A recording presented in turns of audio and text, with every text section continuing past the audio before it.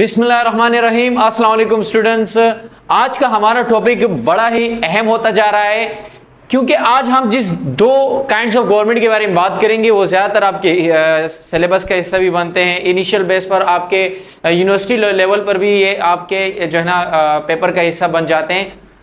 Students, government की अगर हम बात करें, गवर्नमेंट सिस्टम की बात करें तो all over the world government के 14 काइंड्स पाए जाते हैं, लेकिन आज हम उसके दो अहम काइंड्स के बारे में बात करेंगे और वो भी उन दोनों के दरमियान फर्क को वाज़ेह करते हुए। तो आज का जो हमारा टॉपिक है वो है डेमोक्रेसी और डिक्टेटरशिप। दो काइंड्स ऑफ गवर्नमेंट है, इन दोनों के बारे में बात करेंगे। तो सबसे पहले अगर हम बात डेमोक्रेसी की करें तो डेमोक्रेसी के अगर इस वर्ड की मीनिंग पर हम फोकस करें तो क्या कह रहे हैं कि the word democracy is derived from Latin words. ये जो लफ्ज डेमोक्रेसी है वो लैटिन वर्ड से निकला है। दो वर्ड्स है, डेमोस और क्रेटोस। तो डेमोस के मायने क्या है? पीपल, यानी कि अवाम, आम अवाम, लोग, ठीक है। और क्रेटोस उसके मायने क्या है? पावर, यानी कि ताकत। तो फाइनली ये क्या बन जाता है? पावर ऑफ द पीपल, यानी कि लोगों की ताकत, आम अवाम की ताकत, ठीक है। तो डेमोक्रेसी के मायने क्या हुए? पावर ऑफ द पीपल, यानी कि अवाम की ताकत, लोगों की ताकत, ठीक है। लेकिन इसके बरक्स अगर हम डिक्टेटरशिप को देखें तो डिक्टेटरशिप के वर्ड के मायने क्या है? तो असल में ये जो टर्मिनोलॉजी है डिक्टेटरशिप की, ये कहां से निकली है? ये एक लैटिन टाइटल था, डिक्टेटर। ये एक टाइटल दिया जाता था डिक्टेटर का, किसको? रोमन रिपब्लिक में ये एक टाइटल होता था। और ये किसके लिए इस्तेमाल होता था? मजिस्ट्रेट के लिए। वो एक ये टाइटल यूज करते थे, वो एक ऐसे फर्द का इंतखाब करते थे, वो मजिस्ट्रेट को, जिसके लिए वो डिक्टेटर का लफ्ज इस्तेमाल करते थे। उसको वो फिर क्या करते हैं? एक्स्ट्रा ऑर्डिनरी पावर्स देते थे। यानी वो फर्द जिसे उन्होंने डिक्टेटर डिक्लेयर किया है तो वो मजिस्ट्रेट को वो क्या करते थे? एक्स्ट्रा ऑर्डिनरी पावर दे देते थे। लाजवाल उनको क्या थे? पावर हासिल थे, इख्तियारात हासिल थे, ठीक है। अब अगर हम इसके डेफिनेशंस की बात करें तो डेमोक्रेसी की डेफिनेशन क्या कह रहे हैं कि a system of government by the whole population और all the eligible members of a state typically through elected representatives. तो भाई डेफिनेशन में ये कह रहा है कि डेमोक्रेसी एक ऐसा सिस्टम ऑफ गवर्नमेंट है कि जो क्या करते हैं, यानी कि बहुत सारे लोगों का एक ऐसा मजमू होते हैं जो इलेक्टेड मेंबर्स होते हैं, जिसे आम आवाम ने मुंतखब किया है, वो डेमोक्रेसी कहलाता है। यानी कि पॉपुलेशन का टर्मिनोलॉजी किसके लिए इस्तेमाल हुई? उन तमाम मेंबर्स के लिए जिसे अवाम ने मुंतखब किया है, कि अवाम ने जिन नुमाइंदों को मुंतखब किया उनके पॉपुलेशन को वो जो वो रन करने, जो गवर्नमेंट वो चला रहे हैं, उसका मायने क्या है? डेमोक्रेसी। वो डेमोक्रेसी फॉर्म ऑफ गवर्नमेंट कहलाई जाएगी। लेकिन इसके बरक्स अगर हम डिक्टेटरशिप की बात करें तो भाई ये एक ऐसी फॉर्म ऑफ गवर्नमेंट है जहां पर वन पर्सन, सिर्फ एक फर्द या फिर एक छोटा सा ग्रुप, स्मॉल ग्रुप, वो क्या करते हैं? उनके पास इख्तियार रखता है, वो ताकत हासिल करते हैं, लेकिन बगैर किसी कॉन्स्टिट्यूशनल लिमिटेशन के। उनके पास कोई आईनी महदूदियत नहीं होती। उनकी मर्जी, वो जैसे भी कानून नाफिज करे, उनकी मर्जी, वो जैसे भी कवानीन नाफिज करे, वो अपनी मर्जी की बुनियाद पर हुकूमत चलाएंगे। कोई पूछने वाला नहीं होगा, कोई आइन उसको महदूद नहीं रखेगा। लेकिन डेमोक्रेसी में क्या होता है? एक पूरा कॉन्स्टिट्यूशन का फ्रेमवर्क हो चुका होता है, एक कॉन्स्टिट्यूशन होता है, उस पर अमल करना होता है, इदारे मौजूद होते हैं, वो इस आइन के मुताबिक अमल करते हैं, वो आइन के ताबे होते हैं। लेकिन डिक्टेटरशिप में वो जो एक फर्द है, जो डिक्टेटर या कोई स्मॉल ग्रुप जो किसी मुल्क पर नाफिज हो चुके होते हैं जबरदस्ती, वो फिर क्या करते हैं? उनके लिए कोई कॉन्स्टिट्यूशनल लिमिटेशंस नहीं होते।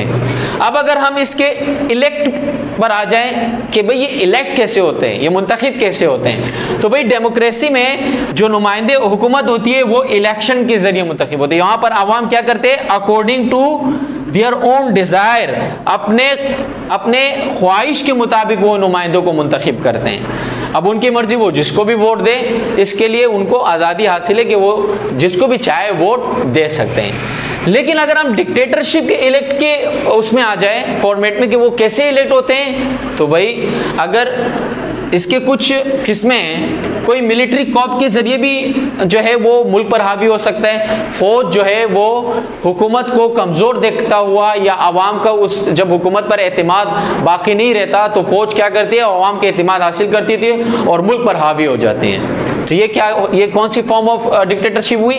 Military coup. क्योंकि मिलिट्री कॉप क्या हो जाती है? मुल्क पर हावी हो जाती है। या तो फिर डिक्टेटरशिप ऐसे भी आ सकता है कि फॉरेन इंटरवेंशन हो सकते हैं, यानी कि जो बैरूनी साजिशें होती हैं, तो बैरूनी ताकतें जो है ना वो क्या हो जाती है? हावी हो जाती है मुल्क पर।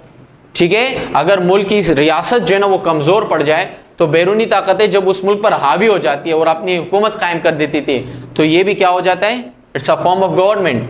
कौन सी गवर्नमेंट? डिक्टेटरशिप। ठीक है।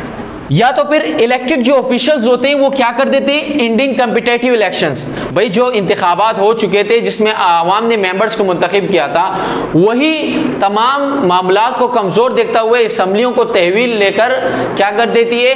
एक पर्सन की या स्मॉल ग्रुप की हुकूमत को लागू कर देती है और कॉन्स्टिट्यूशन को खत्म कर देती है और असम्बलियों को तहवील में ले लेती है। तो ये कौन सी फॉर्म ऑफ डिक्टेटरशिप है? जो ऑफिशियल्स मुंतखब हो वो क्या कर दें? इलेक्शंस को खत्म कर दें। ठीक है। या फिर इंसर्जेंट टेकओवर्स भी हो सकता है, यानी कि ऐसे भी हो सकता है कि कोई हमलावर हो जाए या कोई अपने तौर पर जबरदस्ती कानून नाफिज जो है हुकूमत अपनी नाफिज कर दे, ऐसे भी हो सकता है। लेकिन ये सिर्फ एक फॉर्म में हो सकती है अगर आवाम का एतमाद हो तो। अब वो कोई तहरीक के तौर पर भी हो या फिर कोई दूसरा फॉर्म हो कि एक फर्द जो है वो आवाम का अपना जो है ना तमाम पावर हासिल कर ले, एतमाद हासिल कर ले और वो मुल्क पर हावी हो जाए। और एक दूसरा क्या है? पॉपुलर अपराइजिंग्स बाय सिटीजन्स, या फिर शहरियों का जो है ना बड़ी तादाद कर उनके खिलाफ तहरीके जो है ना एक्टिविटीज बना के क्या कर देती है? किसी भी फर्द को आगे डिक्टेटर के तौर पर पेश कर सकती है। अब हम इसमें क्या बात करेंगे? अब हम इसके डेमोक्रेसी और डिक्टेटरशिप के हिस्ट्री के एक शॉर्ट हिस्ट्री के बारे में बात करेंगे। तो अब हम बात करेंगे डिक्टेटरशिप और डेमोक्रेसी के एक शॉर्ट हिस्ट्री के बारे में। तो सबसे पहले आते हैं डेमोक्रेसी के एक शॉर्ट हिस्ट्री पर। क्या कहने कि जो डेमोक्रेटिक फॉर्म ऑफ गवर्नमेंट है वो सबसे पहले इंट्रोड्यूस हुआ था कहां पर? एथेंस में। कहां पर? एथेंस में। एथेंस कहां है भाई? ये कैपिटल है किसका? ग्रीस का। ग्रीस का दारुल हुकूमत है, कैपिटल ऑफ ग्रीस। ठीक है, वहां तो इंट्रोड्यूस हुआ था, लेकिन किसने? क्लेस्थिंस ने। किसने? क्लेस्थिंस ने 500 BCE को, यानी बिफोर क्रिस्ट एरा में कैपिटल ऑफ ग्रीस एथेंस में सबसे पहले डेमोक्रेटिक गवर्नमेंट को इंट्रोड्यूस करवाया गया था। ठीक है।